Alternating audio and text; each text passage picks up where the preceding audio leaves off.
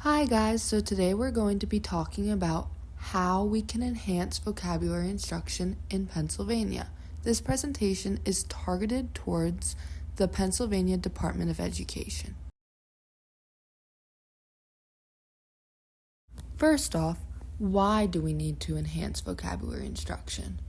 First of all, some kids do not develop adequate vocabulary on their own like others do from linguistically enriched environments and from receiving a lot of input from older people. Second, English language learners mainly struggle academically because of poor vocabulary instruction. Third of all, vocabulary is the foundation of school expectations, including but not limited to comprehension, fluency, and writing skills.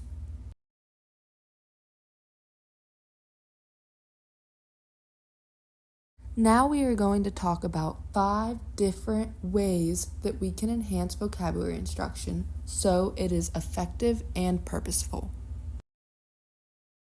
One of the ways to enhance vocabulary instruction in Pennsylvania is selecting certain vocab words.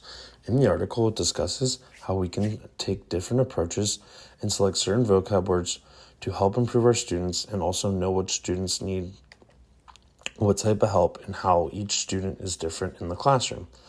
Once a student stores a word, it stays in their memory and they make a representation of it, and this is how they start to process vocab words and start to enhance their vocabulary.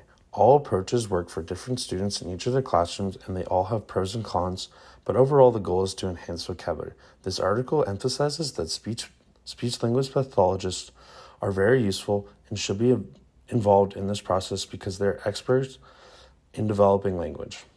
All children need to have the opportunity to learn words through listening, reading comprehension, and writing.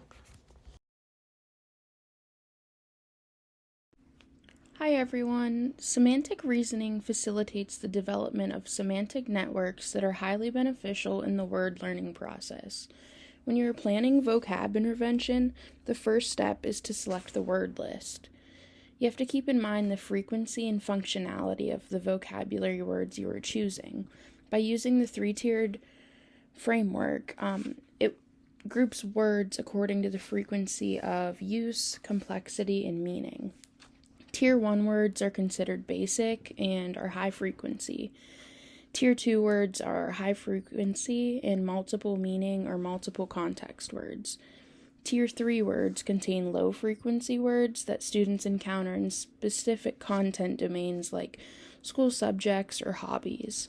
My article gave a step-by-step guide for preparing, modeling, and implementing a semantic reasoning-based vocabulary lesson. Activity-based intervention, an early childhood teaching approach, can be used as framework for planning and implementing vocabulary instruction across planned, child-directed, and routine activities. Step 1, educators select vocabulary that may be difficult to learn from exposure alone.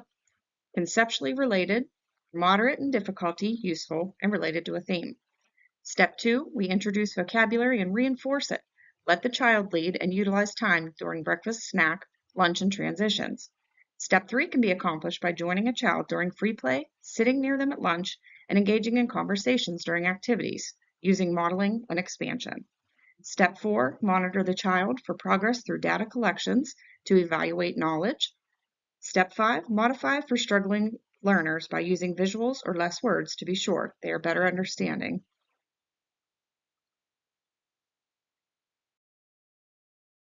Within this article, it talks about how educators can expand opportunities for their students to develop their knowledge within vocabulary and thinking development. It talks about the importance of engaging children in vocabulary activities that can be imaginary, like, for example, the Magic Potion Laboratory. The activity in this article serves as a learning environment where children can understand the words that they are learning through hands-on experiences. Thank you. Intake, input, and output helps enhance vocabulary. It helps enhance vocabulary because the basic process is the same across languages. It's dependent on social interaction and is enhanced in the presence of warm emotional conditions. To accomplish this intake, children must pay attention to the words and have some capacity to understand and remember the new words they are exposed to.